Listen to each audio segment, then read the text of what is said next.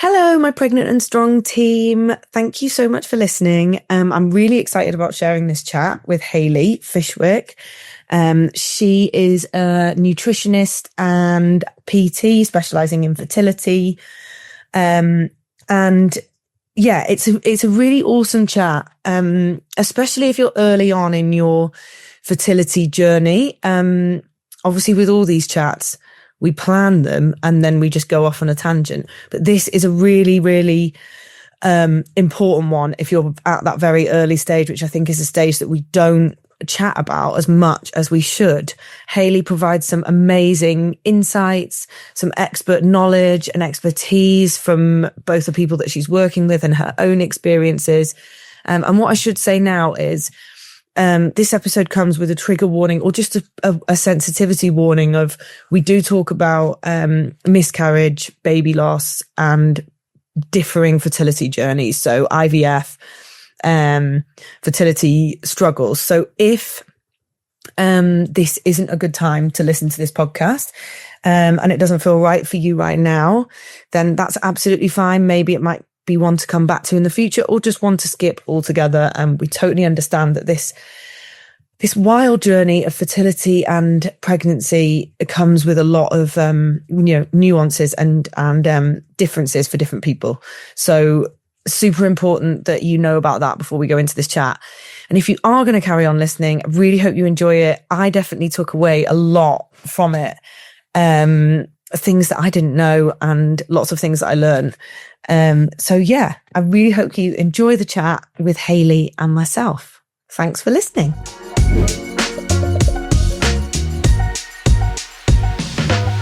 Hi, Hayley.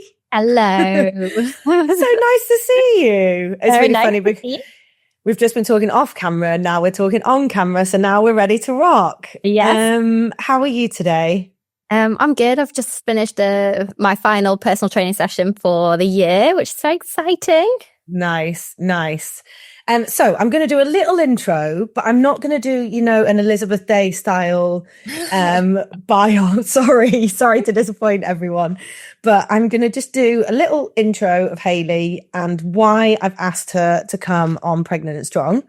And I was actually just thinking about this before we started recording, that we've probably known each other for, probably since you were about 10, I reckon, or 11. Yeah. For a long time. Hayley and I went to secondary school together. And we even went on holiday to Spain together. We had lots of fun. We were being the older sisters, older responsible adults looking out for you and leading you astray, which is a lot of fun. And then I've been, obviously we've kept in touch like over socials, and Hayley was someone that I really followed when I was changing careers and moving into PTing. And she's been on, I'd say, you can correct me if I'm wrong, like kind of a similar journey, like changing careers, becoming a personal trainer, becoming a mum, and then most recently becoming a nutritionist. And I was actually looking at your Instagram like profile, because I think it's really cool to see like how people summarize themselves in like a very short, bio. And basically you've written on there about holistic, like women's coaching. And I think that's where we're probably super aligned, is that it's not, and hopefully what will come across in this chat is that it's not about like nutrition sits here, personal training sits here, exercise sits here, motherhood, pregnancy. It's about working with people on the kind of whole picture. Yeah. Would that be correct? Oh yeah, absolutely. Like as a nutritional therapist, that's absolutely right. Like we would never look at just kind of a test result, for example, and everything comes into it. So yeah, you're right. Yeah. And so do you want to just share, I thought the first bit, it'd be really nice for you to just share your story, your journey. I've just said a bit about the basics, about what you do. But first of all, just like your background, how did you get here? Your personal experience. Yeah. So, like now I am fully qualified nutritional therapist. So I'm registered with BANT and the CNHC. So I qualified in 2022, I think. And that was when I was pregnant with my daughter. But before that, like way before that, I was like in the corporate world. I worked in retail, in head office doing like fashion buying. I was so stressed, working for like late nights, and I just felt like, so I would say unwell, like just sort of, I know that I think it's about the age I probably was as well, like mid-20s, just on a kind of the rat race, and just trying to climb the corporate ladder whilst also trying to feel my best, and it felt impossible. Like way before that, back in university, I'd found out I had polycystic ovarian syndrome. So I found that out because I had acne that I just couldn't seem to get rid of. That was the main reason. I think it was a skin thing. That's why I went down that route to try and figure out what it was, and tried everything. I didn't go on like antibiotics for it.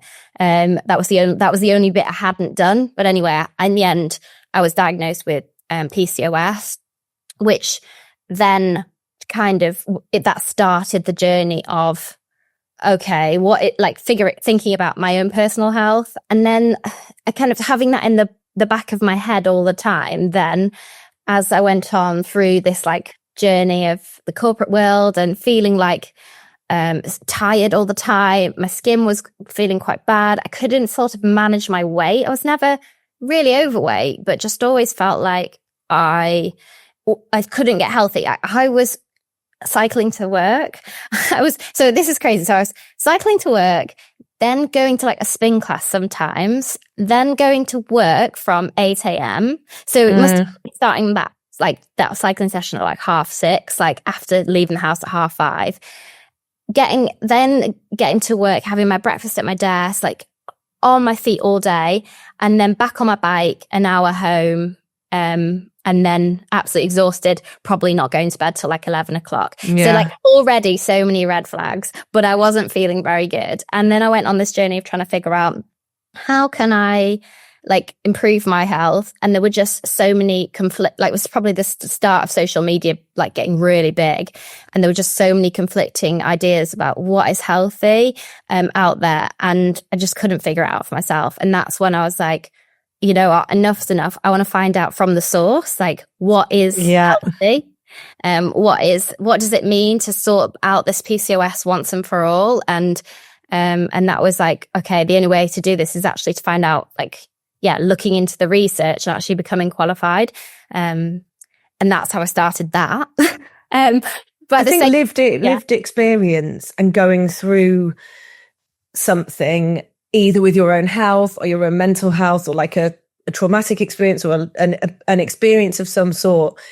Most of the people I know who've like made big changes, either to their own health or their career, it's sparked by something like that. And like how you describe your like previous life, work life, is so similar to mine. It was literally like up at 5:30, cycle for 45 minutes, do a gym class, get to school, deal with, like whatever shit show was going on there for 12 hours, get on my bike, cycle home again.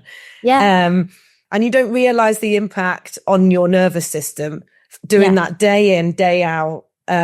So I think it's enough. And I think lots of people listening will either be in that situation or be thinking like that was me or that is me. So I think it's like a really amazing journey to share.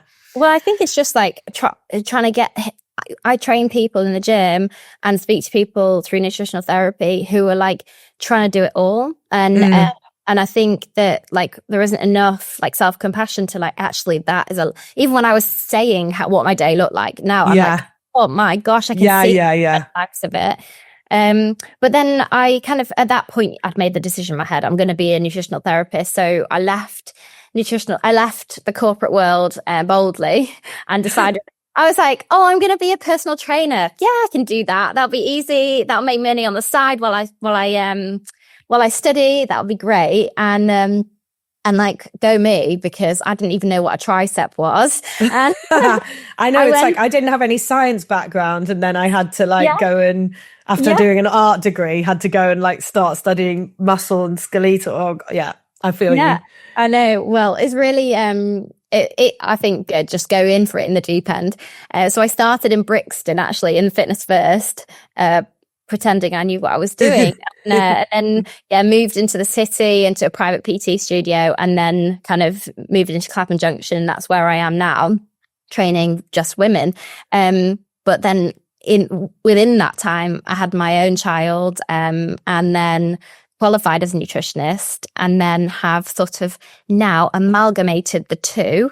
And I'm focusing, especially with my nutrition work, I'm working in PT. I can work with women of all ages, focusing specifically on pregnancy, but really I just want to work with women. I think that the reason I had wanted to work with women and enjoy working with women specifically, for me, is because as a personal trainer, like I said, I didn't even know what anything was. It can be quite intimidating in the gym, and yeah, just like I like to make it fun and to show people like what they can do, really. So yeah, that's where we ended up. But back to what I was talking about before, the PCOS diagnosis, that is probably what drove like my interest in fertility. Right. And like at that time, I was probably like early 20s, probably 22 or something.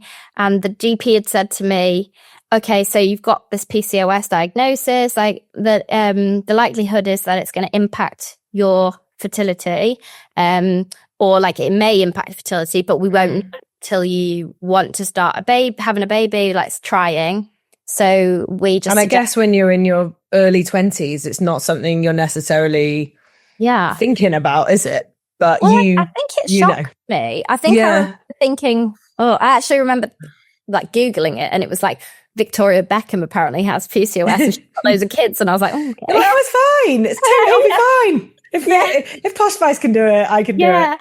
But like, now I look back at that advice, and I know that the GP was like doing their best, and they, that was the advice that they had at the time. But I definitely would give like someone even at that age where they're not thinking about having children advice about like how to manage the symptoms of I was going to say, were you given any, because I mean, I'm sure you'll agree with this, there's a lot, maybe it's just like the world of the people I follow on social media, but I feel like there's a lot more awareness around things like PCOS and just general fertility and the link and hormone health, I guess, and people talking about hormones and like the impact they have on us. Were you given any, like, other than just saying it could affect your fertility, was there any conversation around like lifestyle changes, management, practical management strategies, like anything like that at all? No, at the time there really wasn't. Like, I'm trying to think back about what was actually said, but I think it was like you go on the contraceptive pill to regulate your cycles, which is not which is basically what most women are told to do when they have. But I just want to say, like, it doesn't do that. Going on the contraceptive pill does not regulate cycles. It actually stops you from ovulating, and it's not the best advice to give. Like, actually, what it did was I found it really masked what was going on for me, because I think that we all need to know more about our cycle.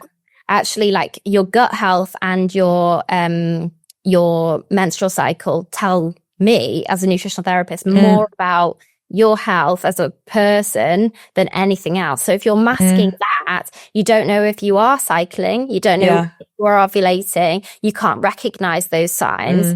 And different contexts, but I had a similar experience of like postnatal REDS, where I lost my period. It didn't come back after I finished breastfeeding, but it's a lot of women that suffer from REDS, which is basically energy deficiency. So you're not putting enough energy, correct me, you will also know this, but you're not putting enough energy in basically for your output. Lots of women suffer from this, and if they're already on the pill, they won't necessarily see those early warning signs of this energy deficiency, because like you said, the pill is not regulating your cycle. The pill is not allowing you to have a cycle. Absolutely. So lots of people might miss those signs, like you said, of things like PCOS or REDS, because they've been given the advice to go on the contraceptive pill to kind of, and lots of female athletes get given that advice. Like, you're suffering from symptoms, like go on the pill, because then you can still compete.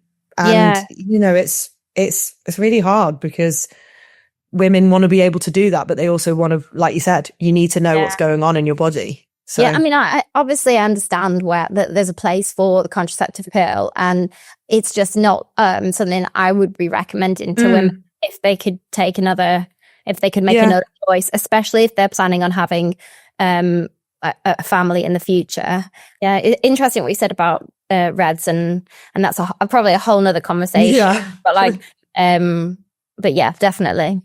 And how did nutrition, so obviously your kind of like PCOS diagnosis and just general, sounds like burnout. I know we don't want to admit this. Yeah. I was always just like, I wasn't stressed. It was totally fine. It was fine. And then I've got to admit to you, like, I still have a fear of that burnout now when I have changed. Like, it still sticks with me even now. I remember like going into the gym I was at the time at Nuffield Health, where I would cycle all the way there for an hour and then get there and then go to my cycle session. I remember walking past the yoga studio and literally from the inside, I felt myself being like, I should be in there doing that like nice stretching yoga, like that slow session that's going on in there. That's what my body needs. Yeah. I felt that and ignored it. And that's try and say to clients who are in a similar situation is like, we have to start listening to how our nervous system feels, because our bodies talk to us all the time. You know what I said about like the gut and the menstrual cycle, but like your nervous system, like what those thoughts that you have, like listen to them. And I think we do need to have that intuitive like trust in ourselves, because the girl I was doing it with, she could do it. She's a totally different human being to me, had different, like, completely different genetic, like, makeup to me. And yet I was comparing myself to her doing what she was doing. And she was actually at the same level of me, with me, at the corporate job that I have. We had the same level of, role. We lived in a similar place, like we did similar things. We were like a similar body shape and everything. And I was like, why can't I keep up with her? Yeah. And I think it's quite so important to just listen to yourself, because actually, as soon as I slowed down my life, made some big changes to my career and learned more about how to fuel myself, then that's when like I started to magically, and it wasn't magic, but like just start to get to where I wanted to. And it wasn't by doing more, it was by doing like, I would say less, or like doing more targeted stuff. And actually that's where strength training really came in and made a huge impact on my blood sugar levels, which is very important in PCOS, because insulin resistance can become an issue. So that's where strength training became really important in like helping to manage blood glucose levels. Gaining more muscle actually helped to manage my metabolism, which helped me to lose fat. Yeah, rather than that focus on like high energy cardio, like fast pace. Yeah. And like, of course, high cortisol, stress kind of. Yeah. And like that kind of workout, like there is a place for it, for our heart health, for endorphins and things like that. But actually that's, it's not for everyone all the time. And specifically people who are dealing with more stress or are prone to more high cortisol or more stress. And I think really that's when, like in perimenopause as well, it becomes so important to manage those cortisol levels. And that's why I love strength training. And I think just on your point, it's really important. And both of us work with, probably, I'm imagining women from all different careers that come to our sessions with like a lot going on, as we have. We're both mums. We both run our own business. Yeah. So I think what I've learned from my own mistakes over the years is like our capacity. We need to take into account our capacity. Like you were saying about that comparison between you and your friend or your colleague, just because you can run 50 kilometers a week and do 10 spin classes and do this, that, and the other and still feel good, doesn't mean I can. And you have to really look at your capacity outside of the training. Or that I should. Or that I should, yeah. But I think what often isn't taken into account with, like trends on social media. And I think I really think about this because I train a lot of people to run endurance races that are not elite athletes, that have normal lives like me and, you know, families and jobs, is these off the shelf, like this kind of blanket advice, which is kind of what we started this conversation with about around the PCOS, this blanket advice, because you have to look at the bigger picture of what is going on in this person's life. Like, is this person like working part-time in a very chilled job and got very low stress levels in their life outside? Maybe they don't have a family, or maybe, you know, everything's quite chill. Or does this person have like a full-time job, a child, either no partner or a partner that's also working really hard, having to balance 20,000 things?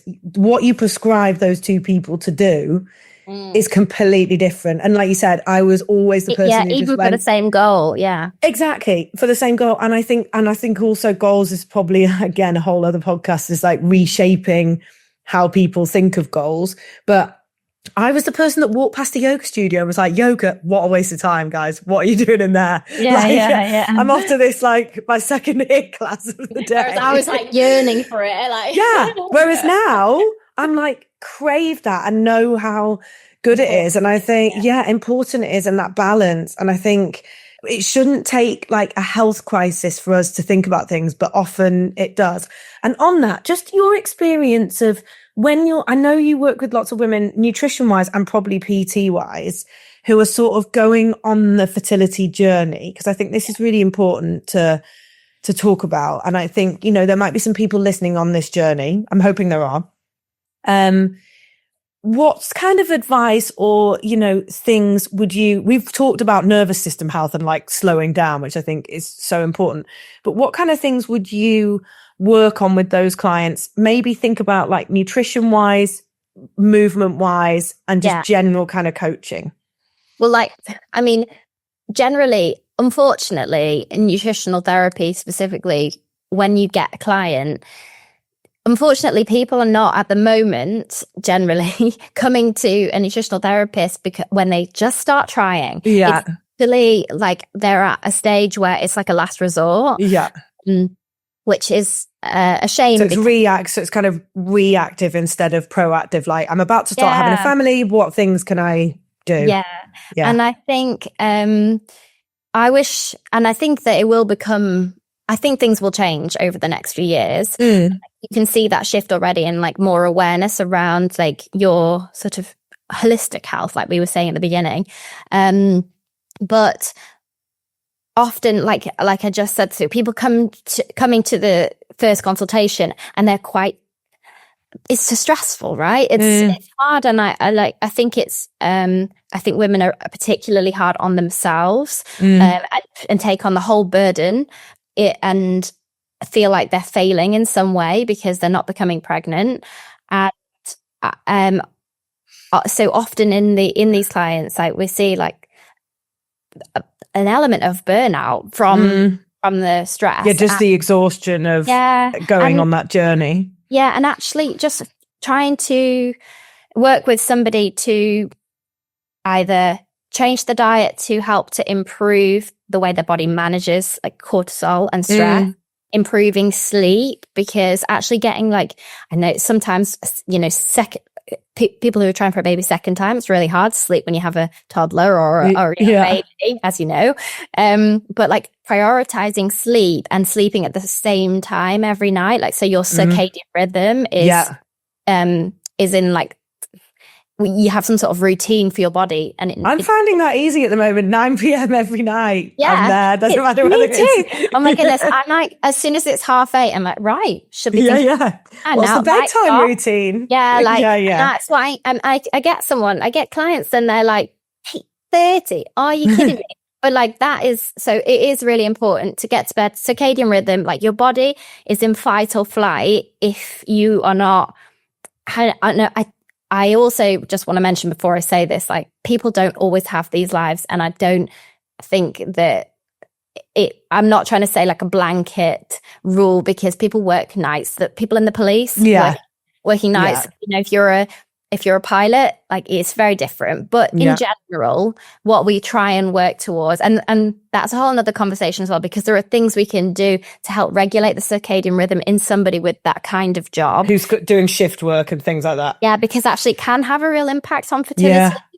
Because your body, everything, all your organs and everything work on this circadian rhythm as well. So really important. So when we're eating, like it's things like trying to keep to some sort of schedule. But I'll park that because we could go down a whole other tangent. Basically, sleeping at the right time, waking up at the same time can be just super helpful for that nervous system. And for getting cortisol to rise in the morning where it should do, and melatonin to increase at night. Like melatonin is actually an antioxidant that is used by our ovaries to like improve egg quality. So melatonin is actually super important. I'm not talking about the supplement, which actually in the UK we shouldn't be prescribed. You can't get to take it. We're not allowed to use it.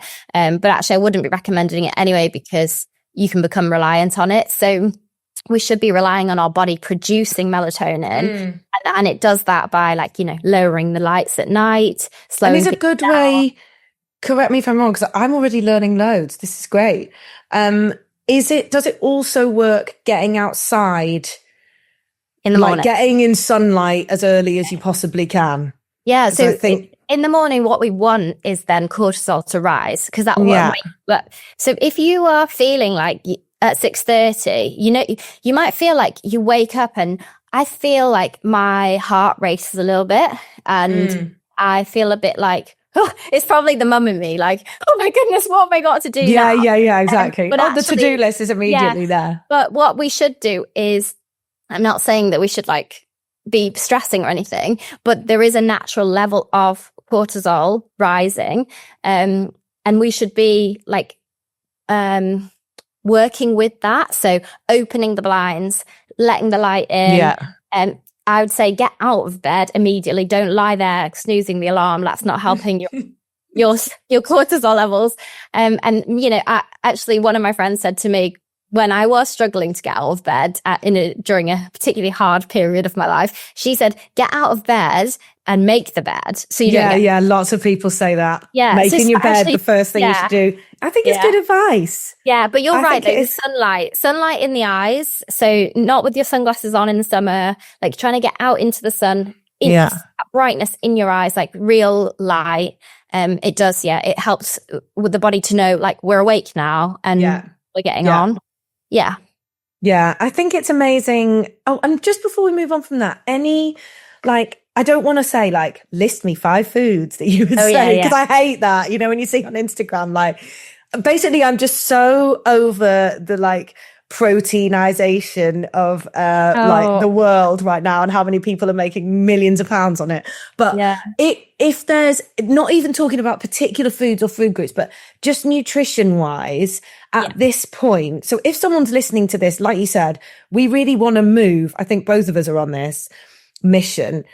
And I definitely am. I think that this is one of the problems with the system. And again, this could be a whole other, I would say rant or podcast, is rather than being like, let's wait for something to be wrong and then think about what we can do. It's like, if someone is listening to this episode who is about to start trying for a baby, for example, and we can talk about like during pregnancy in a minute, because that would be very helpful for me as well. But what kind of things, if anything, can they consider? Like not as I've been trying to get pregnant for a year and it's not working, but like, what can we do proactively to kind of just make sure our body is in a really good place? Yeah. I mean, so obviously everyone's different and everyone's diets start off in a whole different place. But what is really important to know is that like in the first week of pregnancy, the embryo like literally relies on the maternal stores that we have of nutrients. So eating and to getting your nutrient levels into a good place ahead of conception is really important. So because that first week is reliant on those levels. I'm in my second pregnancy and I had no idea about that. So good job I was eating a lot of kale. Yeah, so actually, like, it's funny because you sent me the notes to like what we might talk about, and you mentioned like pregnancy and like post pregnancy, but actually, like, I would say the most important is the pregnancy. And that's why I really hope the conversation does shift in over the next few years, and people do start to consider their lifestyle is preparation for like our entire future, including our fertility journey. Yeah. And how that plays out. But in answer to your question, the world we live in is highly focused in the majority on sweet, sugary foods and highly processed foods. Yeah, absolutely. So the first thing that I will always check with a client who's on a fertility journey is, how are their blood glucose levels? Like, what is their general like routine in when they are eating food? Are they snacking? Do they drink lots of cups of tea with sugar in them? How are their meals like? How are their meals looking? Are they eating a balanced plate of snacks or meals, or are those snacks and meals heavily weighted in usually like white carbohydrates, which I have nothing against, by the way, just saying that they are quick releases of sugar into the bloodstream. Yeah. So having a balanced plate is going to make a huge difference to your blood glucose levels, which have a direct impact on your hormones and your blood sugar levels, which can impact like the health of your eggs and the health of sperm as well as a man, because obviously the man is very important in this, and that's what I really want to always forget about that, don't we? I've got a lot to tell you about that. Balancing blood sugar levels is really important for egg quality. I didn't actually know that, so that's super interesting. And I think as someone who's been on this journey twice but had a very straightforward fertility journey in that, you know, I got pregnant really quickly. I didn't have to go through that stressful process of trying to conceive. But I know many people did. And I think just thinking about sugar, before we like move on to this, sugar is so emotional. Sugar is basically when our body is stressed, and you will know much more about the science behind it than me, but just from a lived experience point of view, and just what I know from a personal training point of view and working with women, that when we are stressed and tired, our body wants like energy stores essentially. And that's why we get those sugar cravings. So it's really hard to, as the stress builds up on that journey, you know, it's like thinking even more about these things when you can. And it's not about demonizing it and being like, never eat this or cut out this, as I'm sure you'll say. But I know you want balance, don't you? Yeah. You don't want this kind of up and down. We crave sugar more when we are not fueled appropriately. Yeah. So if you're just somebody who has like toast in the morning, you'll notice you might, if you have that like 7:30, 8 o'clock, you might start to feel hungry again at like a couple of hours later. And that shouldn't be the case. Like, really, we want to be, for a healthy person, really, you should be able to go 5 hours between meals without feeling any pangs of hunger or sugar cravings. And if that's not you, you're either living a life where you require more food, like you could be if you're a marathon runner, you're either under fueling basically, or you're right, or you require more food, because I'm talking about like, you know, the general person going to work, going about their day-to-day lives. Like, really, we should be able to have 3 meals a day, with about 5 hours in between the daytime meals, and then should be able to go like 12 to 16 hours overnight, no problem, without being difficult or a strain. So if you're not somebody that's falling in that category, it probably is that you're dependent in sugar in some way, or your meals are not balanced. So it's about balancing with high fiber content.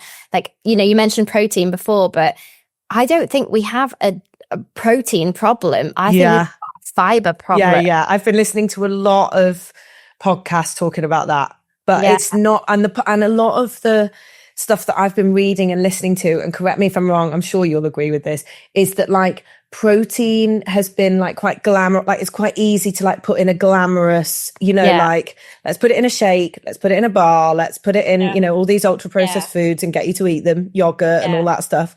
Fiber's just a bit like less glamorous. Like one of the podcasts I listen to religiously, like every week they talk about beans and they talk about like pulses. And as a veggie, I'm like, I've got all my tins of beans, but it's like, it's not glamorous, is it? Being like, eat more beans. But it's kind of, you're right. You're getting your protein so like nature has a really good way of like balancing foods as well. So when you're not eating ultra processed foods, you're getting a really nice, like if you're eating a food like a bean or a lentil, you're getting a good source of protein, carbs and fiber. Exactly. So like eating more like foods that look like foods that are foods grown, you can see where it's come from. That's why it's really important. I feel like I'm not giving the listeners any good tips in terms of like beans. Eat more beans, guys. To eat. But it's really difficult because I wouldn't want a blanket rule. But I would say, looking at your sugar. Are you able to go 4 or 5 hours, or are you starving? And is it making you hungry? And if you are someone like that, like then I would definitely address the balanced plate. Make sure you've got a nice balanced plate. You're eating enough fiber, fats, and protein. I think that's really, really helpful. And I think we want to veer away from, like I said at the beginning of my question, of like, stick to these. I think there's just a lot on I'm talking about Instagram in particular, because that's the only kind of social media. I'm just way too old for TikTok, guys. I just can't deal with it. I'm sorry. I just can't do it. I can't do it. But on Instagram, maybe I sound really old saying it. I just think there's a lot of like, this is the new trend. Everyone needs to be, even like kefir. Like I know kefir is good for us, but I'm like, everyone's like downing the kefir, and it's just like, I think what you've just said is really, and it's what I talk to all my clients about. It's basic, and it's I could talk about ultra processed food like till the cows come home. It's like, is it food? Like, yes, when I'm running a marathon, I will eat some Haribos, but let's not mistake us. Sugar, let's not mistake ourselves to think that is food. And I think when we're thinking about like protein in particular is like a real bugbear to me, because there's all these things that are sold as like really healthy, because they're like, high protein sources, but actually they're just full of so much crap. And I mean, a good example of that is like, I shouldn't say it, a brand of yogurt that you buy in the supermarket. Other brands are available. That are literally claiming health benefits that are just full of like numbers, like they're full of chemicals that we don't need. They're not going to help your gut. I'm sorry. And I think that is something I know a lot less about, is gut health, and I'm really interested in it. So maybe we can talk a little bit about that in a second. Yeah, definitely. I would just say in terms of like, that's obviously the basics where I would start, but then if I was talking if you came to me and you were asking for fertility advice, I'd be asking like, are you a vegetarian? A lot of people are vegetarian and vegan. So it's making sure that those like nutrient gaps are filled. So like B12, specifically, like the B vitamins, and then thinking about other minerals that are like potentially missing that are important in a fertility journey. So iron, anything like that can make a big impact to your fertility. And I would say looking at that before you start thinking, if you're on a journey and you've been thinking about becoming pregnant and you've been trying for 6 months to a year and you're thinking, do I need to go to the GP and speak about IVF? I would say before you get to that point, because there might be a simple nutrient deficiency going on. So like there are some really good tests you can get now. Obviously like Thriver and another brand, I forget the name, MediChecks, I think. You can get blood tests done at home really easily. So I actually use Randox quite a lot with my clients because they have some really good nutrient blood tests you can get, which are really simple if you can't get it from your GP. Like a lot of GPs will run them for you as well. Looking at like B12, iron, folate, vitamin D, and asking if they'll do a thyroid panel for you. is like a really good place to start, because all of those things, like if those things come back and they're in normal range, that's a really good start. So you know that if you are going to take a supplement, you're not needing like a therapeutic dose to get you back up to the levels where you should be. That's kind of what I was going to ask. Like, now's maybe a good time. And I think we've kind of touched on it with like protein making like billions of pounds, that the protein industry, supplement industry is also like growing at an insane rate.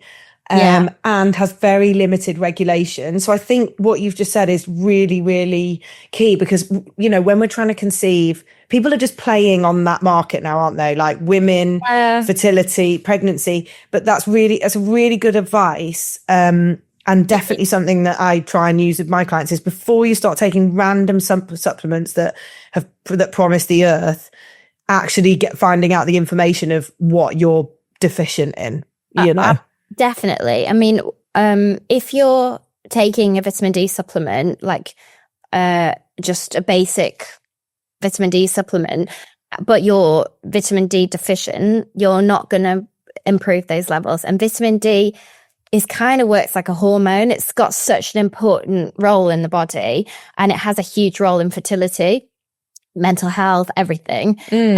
So knowing your levels, like, before you start supplementing, like you just said, it's not enough. It's not enough to for a friend. Oh, so it's not enough to just take 10 micrograms to take the prescribed, what we're kind of told to take in the winter. No, it's probably not. And also, the level that we would be looking for someone to be within healthy range is actually a bit higher than perhaps a range that they might look at the GP as well. Right. Okay. So, but it's worth testing, because you also don't want to be overloading, especially iron, not something that you want to be overloading on. And speaking about iron, if someone does find out that they do one of these tests and you go and get your blood test done and it comes back that iron is deficient, it's sometimes also not enough just to take a supplement to try and improve that level, because there might be a reason why you're, for example, not absorbing iron, which is where you just mentioned gut health really comes into play. Because if you have IBS, which is essentially like an umbrella term for poor gut health, like and it can be lots of different reasons that I would say really it's undiagnosed like gut issues, then you're unlikely to be absorbing the nutrients from your food, so that might be why your levels, that's one example of why iron might be low, and actually taking a supplement is unlikely to be absorbed and may not actually improve your levels at all. So that's why working with the nutritional therapist can be really helpful, to try and actually, often when it comes to fertility, we're working on gut health, or we're working on improving like B12 levels, or another example is if B12 is low, again, that's the nutrient. If you're vegetarian or vegan, you should be supplementing B12. Yeah. And if that's low in a blood test, then and you don't know why, and you are getting it in the diet, and you're not vegetarian or vegan, there are things that we can look for, other tests, like you may have an infection in the gut, or H. pylori, which can reduce B12 levels. So that's why actually just self-diagnosing, even these home tests, they can be so helpful, but then just going out getting yourself a B12 supplement might not be that helpful. I also always recommend like taking a B complex, because all the B vitamins, they work together, so you don't like overdosing or something. So that's why I always say a supplement review with a nutritional therapist, if you can afford it, even just one session just to talk about the supplements you're taking, could be really just help you to get on track. I actually heard this on this podcast I've been like avidly listening to. I'm one of the hosts as a nutritional therapist and a dietitian, actually.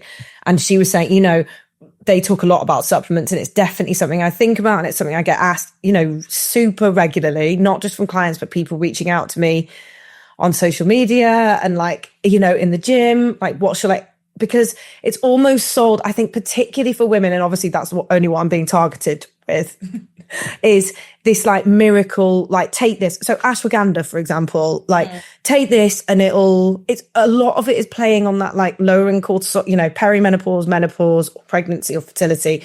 Take this miracle supplement that costs £90 a month and you're going to feel immediately better. And I think what you've just said is so, and it's really something that's hit home with me, is what's just randomly taking something because you think you should be taking, like we don't do that with anything else. So why are we now? And lots of people would say, instead of spending the £90 a month on like a green powder, it's like, think how many tins of beans you could buy for that, guys. Yeah. But I think you're right. Like spend that on come and see an expert. Yeah. And find out what you actually need and get some advice, because anyone can go on ChatGPT and ask what they need, but it's not a personal reflection. And I think I know so many people who've had wildly different fertility journeys, from getting pregnant really easily all the way to, having lots of challenges and then going through IVF. And I think lots of women that I speak to won't have known this and won't have thought about this. Yeah. So I think it is really important to have those conversations. And we know, like working in our industry, that it's a luxury to be able to pay for a personal trainer or a nutritional therapist. But I think if you actually looked at what you're spending your money on, if you could, like you said, just afford one consultation, it would be really valuable. Just on that as well, in terms of fertility, I would say having a few consultations with a nutritional therapist at the early stages in your journey could save you a lot of money in the long run, because like IVF, yes, I'm so grateful that we are able to get support on the NHS, and we're so lucky that that a lot of us do qualify for that. But you want to make sure that you give it the best chance as well. And IVF is not an insurance policy for like an outcome of, and you want the egg quality and the sperm quality are really still important. Yeah, I guess even if you go through IVF, right, you still need that, don't you? Yeah, absolutely. So improving egg quality and improving sperm quality is going to help you on that IVF journey as well. And that requires nutrients to be in a good place for that to take place. And then just on supplements as well, like there are really very popular brands out in the moment, especially like for fertility. And I'm talking like really popular, and they have lovely branding and it looks great. But I have a spreadsheet which has every prenatal vitamin and that I can find, and every prenatal and every pregnancy vitamin that has been this document's been created through a mentorship group that I am part of, and it's so helpful. And you can look at this particular brand next to the others, and the doses of nutrients within it are so much lower. And I'm talking like some of them 150% lower. So the amount is minimal. Now for somebody who is really healthy, eating really well, their nutrient levels are in a really good place, they've got good gut health, they sleep well, a really healthy person, that might be enough as a general supplement. But supplements that you will be directed to when you see a nutritional therapist, like a qualified registered nutritional therapist, will have much more therapeutic doses, and maybe that's the wrong word, like they'll have higher doses that have been that match levels that research has done. So when you're thinking about, there's like a really popular supplement, for example, like CoQ10, which is an antioxidant that is can be really helpful in a fertility journey, particularly in males. When you look at the levels in the research that you need for that to make a difference, there's no point taking a multivitamin with as high because you're not really supplementing it, are you? It's unlikely going to do what you want it to do. So for egg health as well, so you want to take like the dose that the research is telling you to take, not just that having it as saying it's in there. That's not enough. That's why I would say supplementing with like really good supplements is important. And a nutritional therapist often passes on their discount as well. So you'll benefit from a discount, which is helpful. No, and that's just so, I think that's so important. I think also, hopefully that also applies if anyone's listening that's pregnant and postpartum, that also just applies generally to supplements, right? Because I think, you could literally be taking, when you see some people's supplement kind of like regime, it is wild. I feel like I'm taking quite a lot at the moment because my pregnancy supplement is like two or three pills. So it literally looks, I have like everything lined up, and I take omega-3 because I'm a veggie. That's a good, you should be taking that as well. Yeah. Or so I've tried to really, diet. and I've tried to really think about that, but I think it's so easy to get like swept away with this branding and this like marketing around it because it's promising to solve problems. And let's be honest, like that's what people want. Yeah.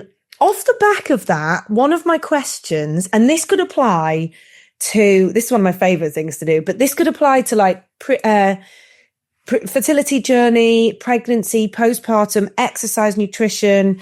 What myths would you like to bust? So like, what do you hear most of? Like people come to you and you're like, oh my God, like I can't believe that. I think there's a misconception that male fertility health only takes you as far as as becoming pregnant, I think it is considered now okay, I'm not getting positive pregnancy test. Perhaps we should look into male factor. I do think that is going on, and I think that's great that we're looking at that.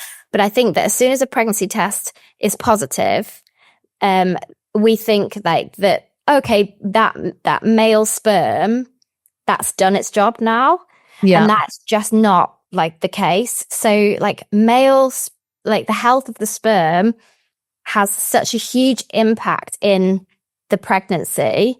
It's very much responsible for the placenta, the health of the placenta and the growth of the placenta. It can impact mothers. Morning sickness is not a male issue, but it can be contributed to. I have heard that. Yeah, so that's a big deal. It can impact implantation of the pregnancy, and it can. It's the epigenetics in the DNA. So that's the genes being passed on from the father impact the health of the baby and the child later in life, as well as the mother's DNA, of course, but also the way that DNA develops to become the fetus, and therefore as it makes a difference to that and implantation, it can also contribute to miscarriage rates. So male fertility is super, super important for the entire pregnancy, not just getting that positive pregnancy test and then it's job done, which is why so sperm takes about 2.5 months to generate. So what happens 3 months ahead of conception for a man important, just as important as what's going on 3 to 6 months for a woman, because that's how long it takes for a woman's eggs to mature. That's why working with someone 3 to 6 months ahead of their journey, I would say really a year would be ideal, but 3 months as a minimum is going to impact the health of the pregnancy, the baby, and the child later in life. So it makes a huge difference. Yeah, and I think what you just said is so, and without going down the old cynical conversation, we did talk about this a bit off camera, off recording before we started, but I think you're so right. In my experience of my friends that have been on very different fertility journeys to me, it's if someone's struggling to get pregnant, then it's okay, the man goes for a fertility test to see are there any issues. It's never the man needs to change their lifestyle or maybe if they were really unhealthy, but I do still think the onus is very, very much on you're saying the female in the relationship. You need to supplement, you need to make sure your BMI is such and such to be able to give you the best chance, you need to all those kind of things. And I think that's really, really, so anyone listening out there, about to embark on that journey, talk to your partners about it. Absolutely. It's a joint issue, fertility, for sure. I mean, on that note, like there is an amazing fact that actually, so a woman's egg has the ability to actually fix DNA issues with sperm. So what can we say? So I know, like, so the egg actually, so the sperm does like swims towards the egg, but the egg chooses the sperm. Like, it isn't just the fastest one, right? There, so it chooses it, and then it can decide, does it fix like any DNA fragmentation or issues. That as women's eggs quality declines through whatever that might be, nutrient deficiency, age, anything, the egg's ability to like fix the sperm, I'm using inverted commas, but that's what it is. It actually reduces. So when sperm quality it becomes even more important. Yeah. In a shared journey, because the stronger health the sperm both sides are, the more it's likely it's going to meet and together.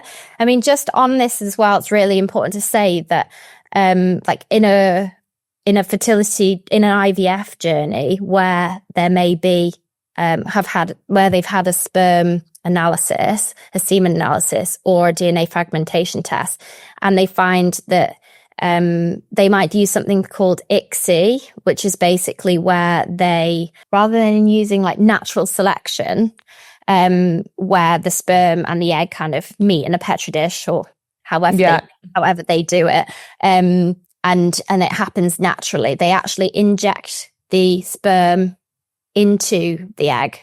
And before doing that, they go through a washing process. So there's this, I'm starting to feel as though there's this idea that actually, it doesn't matter about it doesn't matter about my partner because they've told us we can do ICSI. So it's going to wash the sperm. They can manually create the embryo. Right. And then it will, and then they'll implant the embryo. So actually doesn't matter. But of course it does matter because the sperm is only as healthy as it's going to be. The sperm, the sperm quality is still really important for all those reasons that like you said about the post implantation, when you actually start going through the pregnancy. Yeah, and it's going to make a big difference as to whether that pregnancy develops properly, the health, and they can't change the DNA through ICSI. So still really important to think about these things, but also should be said, like, it's amazing that we have these options. And there's nothing to give wrong people the best chance. Yeah, but obviously what I am saying is like the best chance you can give yourself is for about 3 to 6 months ahead of your journey, trying to get things into a good place. And for everyone, that looks different. Those gaps for people and people's lifestyle are very different. So we haven't even talked about it, but obviously smoking and drinking and alcohol and caffeine can make a difference too, to all of this. So it's like, it's lifestyle too, as well as your sleep and exercise levels. Well, it's a good lead in because I feel like we could talk about this for literally hours, but I'm going to end each pod, and I think this will fit really nicely with what you've just said, with 3 things, 2 things, and then where we can find you. So that'll be easy. The first one is like resources or people to follow, or people that you're inspired by. I shared in episode 1 just accounts that I'm like, help me to cut through the bullshit basically that you see a lot of. And then the second one is 3 practical tips. So that might come back to, if someone is on this trying to conceive journey, and you might want to mention something about pregnancy, but I think this is such a great place to start the series of podcasts, because we often forget that. I think for me personally, just to say at this point, I often forget about this part because my lived experience is that this part didn't really exist for me. And I was really lucky because I was 40 when I got pregnant second time. So it could have been a really different journey, but I've got many friends and very close friends around me who've had a very different journey. And I really think this episode already, I feel like quite emotional because this is going to be so useful for so many people. And I know people very close to me that have been on this fertility journey that I bet didn't know some of these things. So it's like these conversations need to be being had. So I think the 3 practical tips really focus around someone's embarking on this wild journey, what they should do. So resources and practical tips, and then we're going to see where we can find you. So resources, firstly, I mean, I would definitely say, I know there are so many amazing people on Instagram, and I think just be really mindful that they are qualified and that they're experienced, and what they're saying is backed by like evidence, and not falling for all the trends and things like that. And I think with that, I would say, actually, there's an amazing book by someone called Rebecca Yates, and it's called It Starts with the Egg. That is an incredible resource, and it's super helpful and it's explained really well for anyone. You don't have to be like nutritionally qualified to be able to understand it. So I think I would say that is very, very important. And then I did mention PCOS, and we haven't really gone into it in detail, but for anyone listening who has polycystic ovarian syndrome, there's a lady called Felice Gersh, and she has a book called PCOS SOS, and that is super helpful as well, and gives some really good advice specifically for people struggling with PCOS. And then my practical tips, I mean, just on that, I would say it's really important that you don't compare your journey with like the person next to you, your friend, 100%, or anyone's like anecdotal advice. And that's why like looking at yourself, listening to your intuition is the most important thing. I speak to so many women in my clinic who, when you have that initial consultation, they intuitively deep down know what it is that is holding them back. And often it's more emotional and spiritual and to do with the nervous system than anything else. Like we can test all day long. But figuring out what's going on with your nervous system and listening to like what your body is telling you is really, really important. I'm a huge believer in that, whether it's going through fertility journey or anything else. So I love that you've given that as a tip. Don't compare. And then get to know your cycle. Get to know what's going on with you throughout the month. Like do you know when you're ovulating? Are you checking for the symptoms? Like that's a whole nother podcast as well. Figuring out, are you having regular cycles? Are some of them, do you have a long cycle? Having that information will help you to identify what's going on with your hormones, and then speaking to a specialist about, then you can say, this is my experience. I know in the past 6 months, my cycle has been this length, and this, having that data is no one does it for us. Like you can pay all the money in the world for health checks, specialist checks, but they don't know you and they don't know what's gone on with you. So having like taking an active participation in your health is going to really, really support you. I tell people, lots of my clients are kind of like perimenopausal, or I'm working with a lot of women like around my age, so just going into their 40s, and I basically say like knowledge is power, like keep a journal, not like, how am I feeling today? Although that's also great because I love journaling.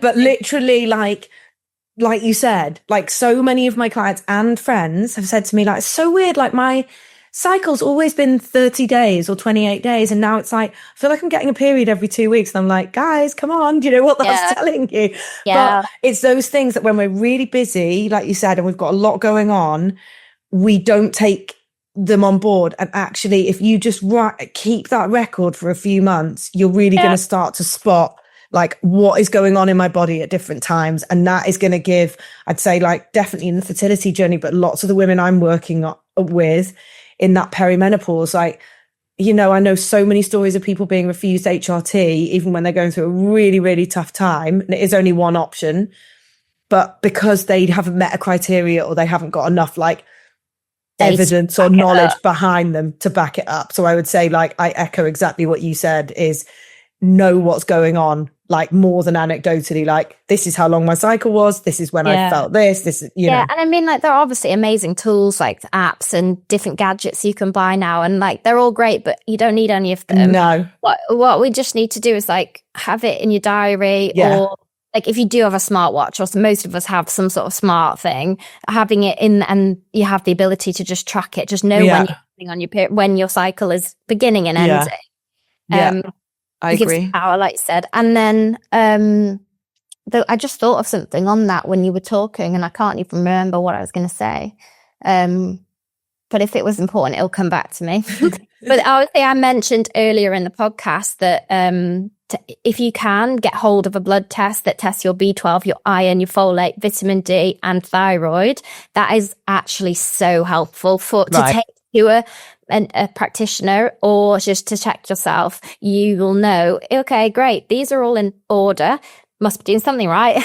And you can take a multivitamin. You know, in terms of the vitamins you should be taking a methylfolate for 3 months ahead of becoming pregnant. It's really important. That's folic acid, it is.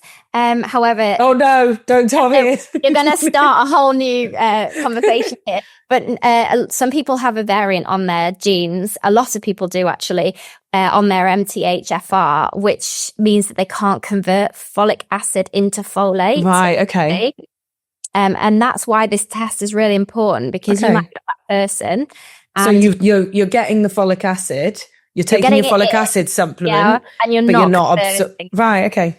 Interesting. So if you're not able to convert it, then you want to be taking a methylfolate. Okay. Lots of good supplements are methylfolate, but it just means that you're taking the converted version. Okay.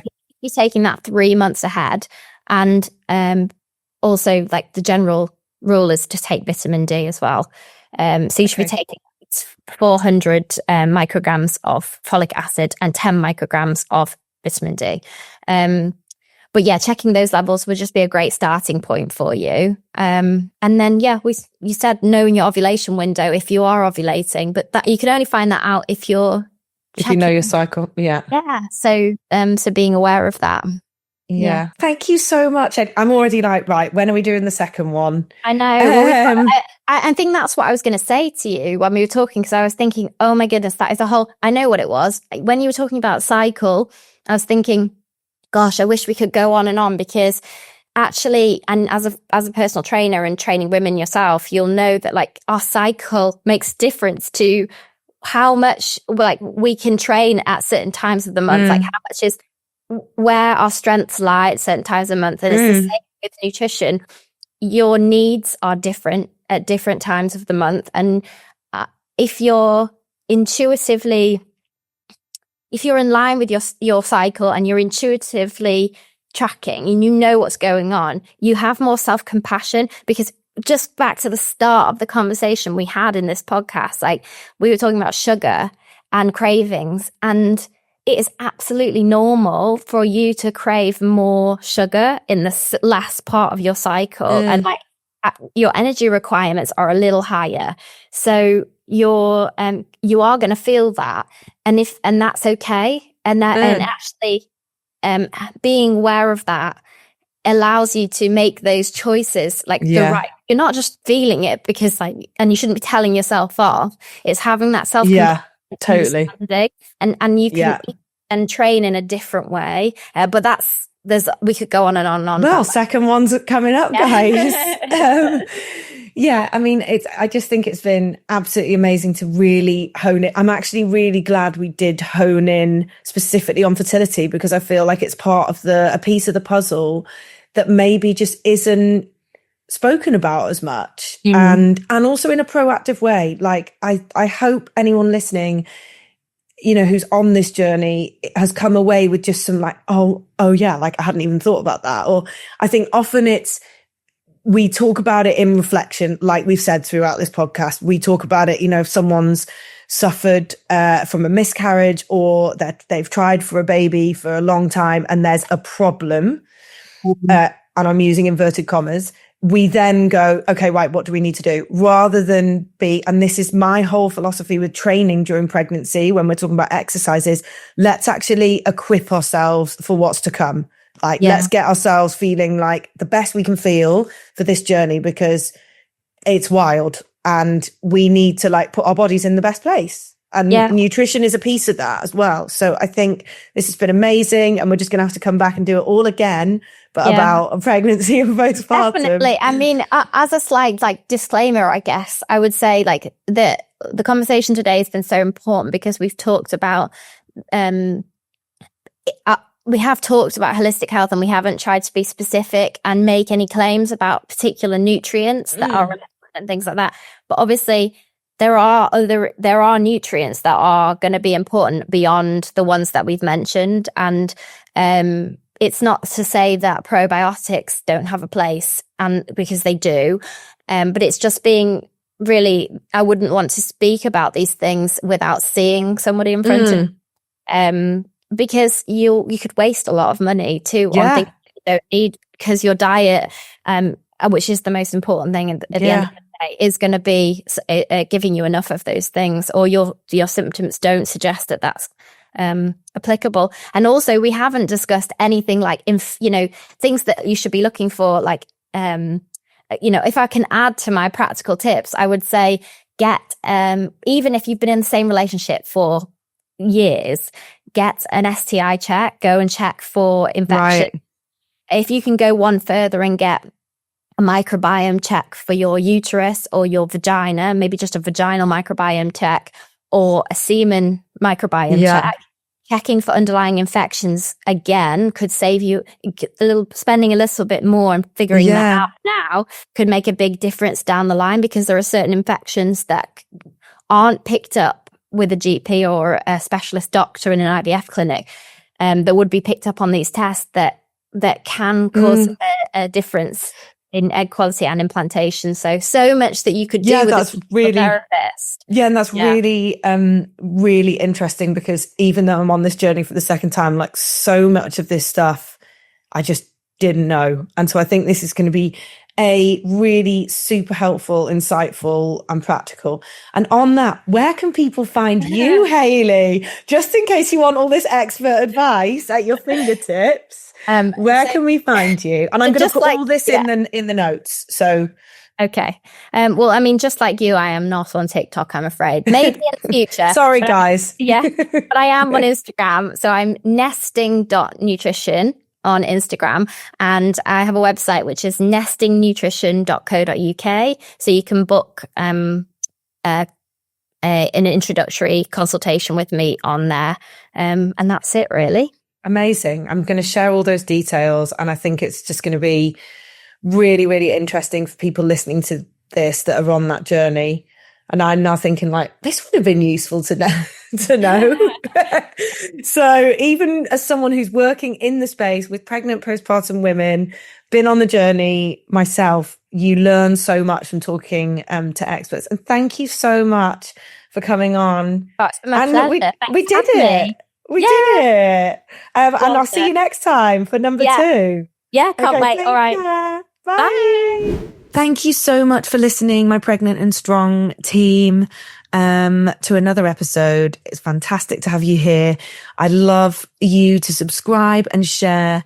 It's going to help us spread the message far and wide, and also just share with anyone you know that might be on this journey, because I know there's not so much out there about these kind of topics that we're talking about on this podcast. So I'd really love you to share an episode or the link with someone you know, a friend or family member, and I'm really hoping it brings you some help, support, comfort at this stage. And please do comment, get in touch on Instagram. All the details are in the show notes, and I'll see you next week.